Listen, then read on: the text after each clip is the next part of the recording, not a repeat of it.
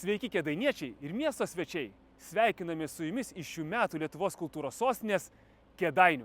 Būtent čia, Didžiosios rinkos aikštėje, gegužės 28 dieną startuos antrasis Tour of Lithuania etapas. Būtent šioje vietoje bus varžybų epicentras su dalyviais, mechanikais, dviračiais ir žinoma didžiuliu ekranu, kuriame bus galima stebėti varžybas tiesiogiai. Galėsite iš arti pamatyti, kaip atrodo vienas sunkiausių ištvermės sportų, nes Tour of Lithuania dalyvauja top lygio komandos. Trasa drieksis Kėdainiuose ir jo apylinkėse, o sportininkams reikės įveikti daugiau negu 170 km. Tad sekite mūsų socialinius tinklus ir sužinosite geriausias vietas, kur stebėti dviračių varžybas. Kol lauksite varžybų starto arba finišo, galite pasivaikščioti po jaukų senamiestį.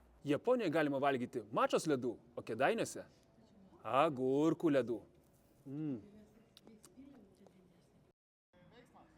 Arba galima aplankyti mini aviacijos ekspoziciją ir pabandyti lipti į lėktuvą. Taigi įsidėmėkite, gegužės 28 dieną Kėdainiuose įvyks antrasis Tour of Lithuania etapas su stipriausiais sportininkais iš viso pasaulio.